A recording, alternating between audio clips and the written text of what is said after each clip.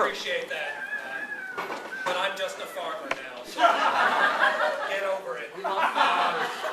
So I appreciate Isaac and the 9th District Committee giving me a few minutes, and actually John Lamb is going to join me in a couple minutes. As you know, the federal election last year, I did not win, but we had some successes we thought along the way, and a group of us, actually several groups of us, have been trying to keep the flame alive, keep building momentum, not just for 2014, but really for building the base of the party, strengthening it, making sure that progressive, traditional Democratic values are central to it in Southwest Virginia as well as the rest of the state. So a couple of things I wanted to talk with you about in that vein, and then I'm going to ask John to come up. So at the end of my campaign for the first 6 or 8 weeks, what was so interesting to me is that over and over and over, scores of times as I was around in Washington County, other parts of the district, I would have people that I didn't know, working folks, once they realized who I was, people I'd never met face to face. The guy loading me with compost outside of Bristol in the back of his Bobcat. The young woman at the Food City checkout. A laid-off miner who'd opened a fence post business outside of Glade. Over and over and over, kind of regular folks, once they sort of recognized me and said, oh, you're that guy. And then they proceed to tell me just how much they believed in what it was that I ran for. Just how much they thought that's exactly what we needed in the 9th District in the state. And that, you know, I was somewhat disheartened after the election, but that really bolstered me. And so we've been trying to figure out, what do we do with that? How do we build on that? And also exactly what is it that people were resonating with? And it comes back to 3 things for me that I believe are central to all of you here, but just to state them again. First of all, that message of the way we build prosperity, the way we create strong communities, is by building this bottom-up economy, where you really involve all people, where you really start with the communities, not trickle down, not top down at all. And then secondly, that our farms and our forests and our environment and our culture are our indispensable assets. They're not impediments. They're not things that we've got to just take as much from and then use up and spend and then go on our way. There are indispensable assets that our community's well-being and that our economy is based on. And lastly, this vision is that the Democratic Party has and must more and more stand with working people, stand with farmers against Monsanto, with miners against stand with the vulnerable, from young to old, who the other side just consistently denigrates, attacks, and vilifies. We are increasingly, and we need to be clear that this is who we are. This is the core of who we are. And I think to the degree that I did that during the campaign, that's why we had such a strong connection beyond sort of the ordinary liberal base. And I'm thrilled about that, and I know that Mark will carry that, and Jonathan will carry that. I just had lunch yesterday with a young man who's running up in the Blacksburg-Giles County area, Mr. Harder. He's all on board with that. I think he's going to be a strong Democratic candidate. So, 2 things before I bring John up. One group that also, besides working folks, that really seems to have connected with some of those values is young people. And so a month ago, I had a gathering out at our farm of 20-somethings. Actually, they were from 19 to about 29. And about half of them were people very active in my campaign or Tim's or the Obama campaign. The other half, no political involvement, very engaged in their local community, working for Habitat, farming, working with low-income people or low-income housing. We brought those 2 groups together to say, we need you. When we gather together, progressives, Democrats, we're old. And we need you young people, not just to help us, but we need you to take leadership and bring your values, bring your energy, bring your style into the process. And I don't know if this will materialize into anything, but I'll tell you this group of young folks was sharp, insightful, and they're like, yes, we want to be in more of a leadership position. We're meeting again tomorrow in Radford, this same group.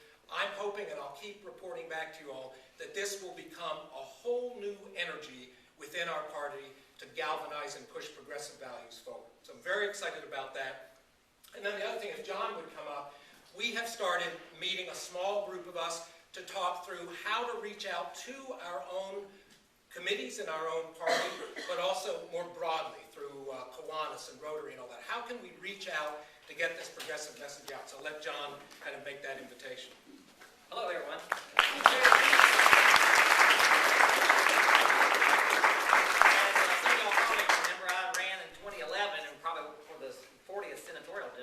Probably the most Republican district in Virginia, I think, at that point in time. When we did the polling at that time, it was 2-1 Republicans to Democrats there. 17% were only folks that identified with the Democratic Party at that time.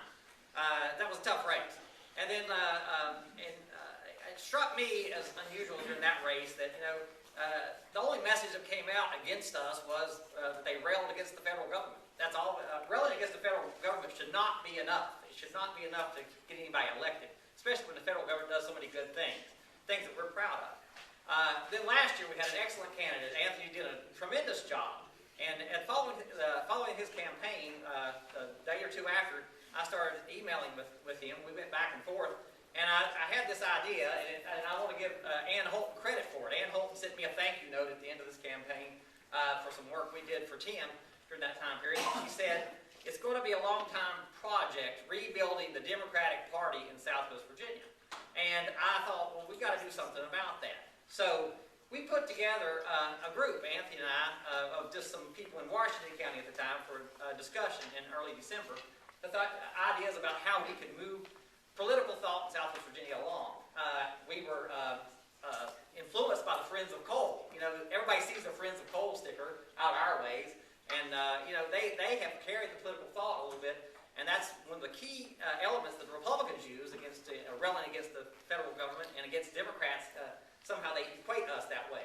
And we thought we ought to be able to put a group together to do something to improve the political thought in Southwest Virginia, because really we're a working class element out here. We have good folks out here, and we should be traditional Democratic people. And the ideas the Democratic Party have are the ideas that should be the best for Southwest Virginia, and I think we can make that go forward.